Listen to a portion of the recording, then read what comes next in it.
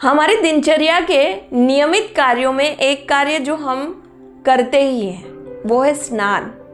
क्या आप जानते हैं कि स्नान को भी यदि सही तरीके से किया जाए, यानी शुद्धता के लिए हम स्नान करते हैं, तो क्या सिर्फ ये हमारे शरीर को शुद्ध करने के लिए है? क्या हम इसी समय हमारी ऊर्जाओं का शुद्धिकरण भी कर सकते हैं? तो जवाब है जी हाँ, बिल्कुल। लेकिन स्नान की विधि क्या होनी चाहिए? हम सभी लोग नियमित हम नहाते हैं, लेकिन इसके बाद में भी स्नान के समय यदि आप कुछ बहुत बेसिक चीज़ों का ख्याल रखते हैं तो आपके लिए ये स्नान सिर्फ शारीरिक नहीं, मानसिक और आपके चित्त का भी शुद्धिकरण हो सकता है। कैसे? जब भी हम स्नान करें तो हमेशा याद रखिए कि आपका पूरा ध्यान, सारी चीज़ों से ध्यान हटा दीजिए। आप सिर्फ स्नान करने, जब अपने स्नानालय में हो, बाथरूम में हो, आप शावर लेते हैं, कुछ भी आप करें, लेकिन आपका पूरा फोकस सिर्फ जल पर ही होना चाहिए।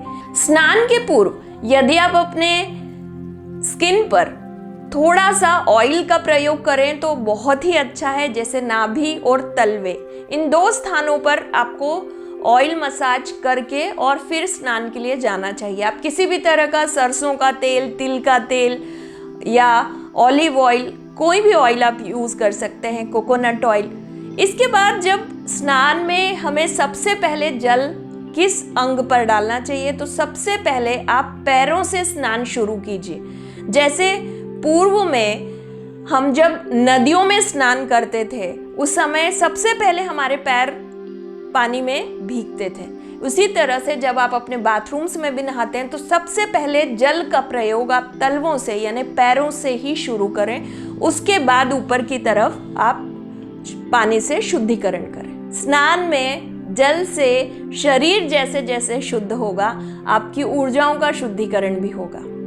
आप पूरे ध्यान के साथ जब आप जल का उपयोग कर रहे हैं, शावर ले रहे हैं, तो आप अपने स्नानागार में, बाथरूम में किसी सुगंधित द्रव्य का, इत्र का उपयोग ज़रूर करें। इससे आपका चित्त प्रसन्न रहेगा और आप जब नहाएंगे, स्नान करेंगे तो आपका पूरा फोकस, क्योंकि किसी भी स्ट्रॉन्ग खुशबू की तरफ हमारा ध्यान बहुत आसानी से जाता है और हम थोड़ी देर के लिए वहीं सोचने लगते हैं, क्योंकि हमारी इंद्रियां उस समय उस जगह फोकस हो जाती हैं। तो आप यदि चाहते हैं कि स्नान के समय जो शुद्धिकरण पूरी तरह से हो जाए, तन का, मन का, चित्त का, तो आप किसी अच्छी खुशबू का उपयोग कर सकते हैं। दूसरी बात, इसको आप जल में भी उपयोग कर सकते हैं। जैसे इत्र का उपयोग आप जल में कर सकते, चंदन के इत्र को जल में मिलाकर हल्का सा आप उससे स्नान कर सकते हैं।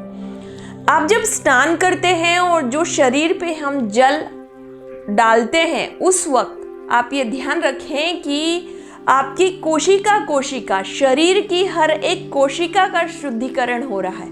यदि हम इस ध्यान के साथ, इस कंसंट्रेशन और फोकस के साथ हम इस शुद्धिकरण को मन में विचार करते हुए करते हैं तो हमारी जो ऊर्जाएं होती हैं, कई बार इतने इमोशनल ब्लॉकेजेस होते हैं जिनको लेकर हम हमेशा या दिन भर परेशान होते हैं। यदि आप चाहते हैं कि इन चीज़ों से भी मुक्ति मिले तो अपने स्नान को भी ध्यान से कीजिए और ये स्नान आपके लिए एक प्योरिटी का सबसे बड़ा कार्य बन जाएगा, यानी आप अपने आप को प्योर कर लेंगे।